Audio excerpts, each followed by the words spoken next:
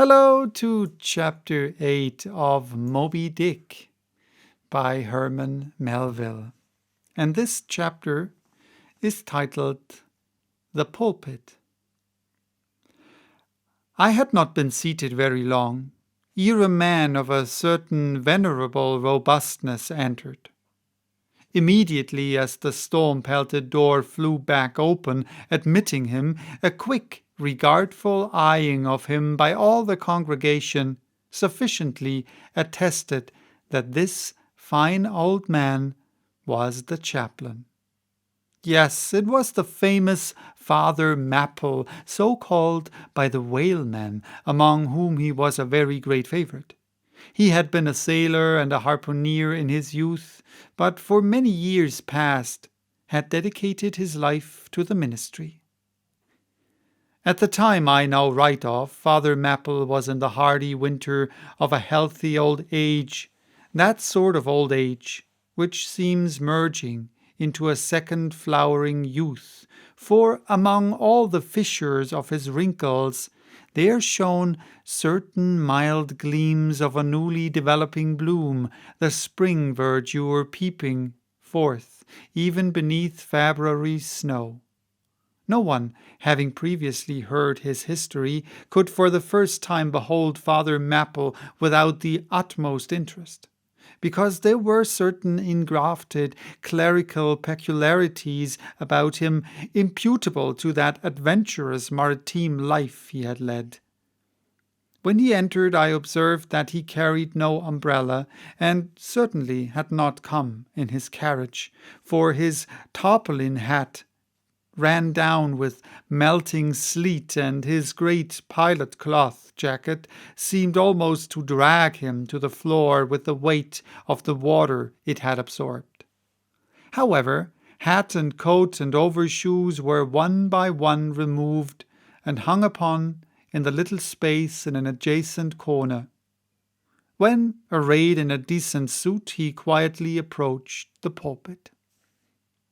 Like most old-fashioned pulpits, it was a very lofty one, and since a regular stairs to such a height would, by its long angle with the floor, seriously contract the already small area of the chapel, the architect, it seemed, had acted upon the hint of Father Mapple and finished the pulpit without a stairs, substituting a perpendicular side ladder, like those used in mounting a ship from a boat at sea.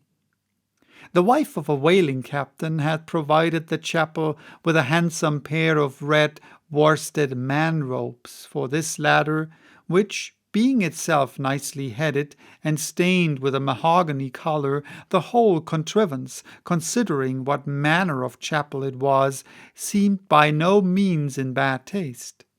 Halting for an instant at the foot of the ladder, and with both hands grasping the ornamental knobs of the man-ropes, Father Mapple cast a look upwards, and then, with a truly sailor-like but still reverential dexterity, hand over hand mounted the steps as if ascending the main top of his vessel. The perpendicular parts of this side ladder, as is usually the case with swinging ones, were of cloth-covered rope. Only the rounds were of wood, so that at every step there was a joint.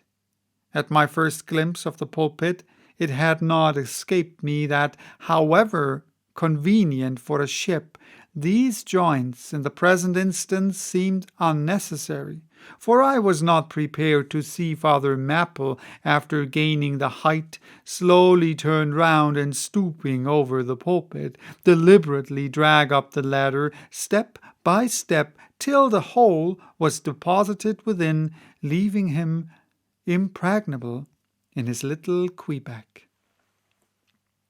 I pondered some time without fully comprehending the reason for this. Father Mapple enjoyed such a wide reputation for sincerity and sanctity that I could not suspect him of courting notoriety by any mere tricks of the stage.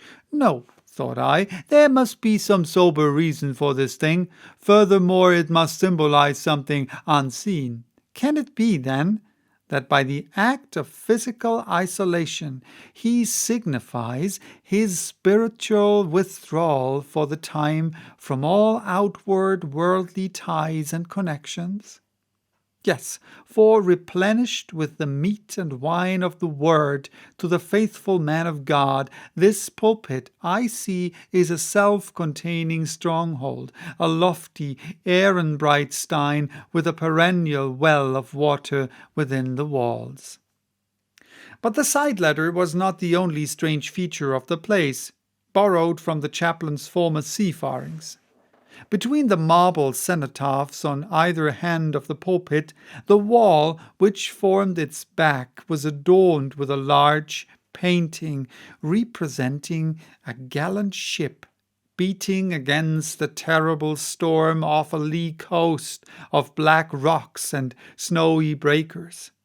But high above the flying scud and dark rolling clouds, there floated a little isle of sunlight, from which beamed forth an angel's face, and this bright face shed a distant spot of radiance upon the ship's tossed deck, something like that silver plate now inserted into the Victory's plank where Nelson fell.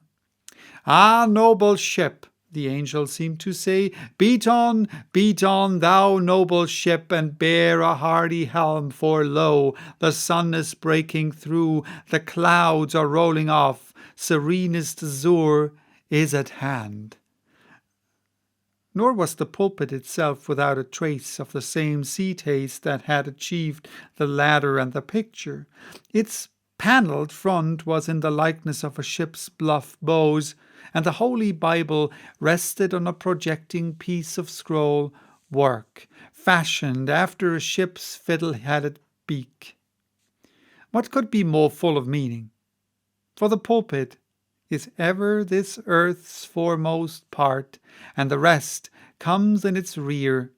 The pulpit leads the world. From the hence it is the storm of God's quick wrath it first descried, and the bow must bear the earliest brunt. From thence it is the god of breezes, fair or foul, is first invoked for favourable winds.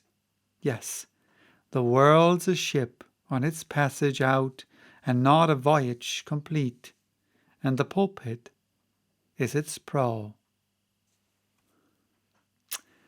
So, that was chapter 8. Bye-bye till tomorrow to chapter 9.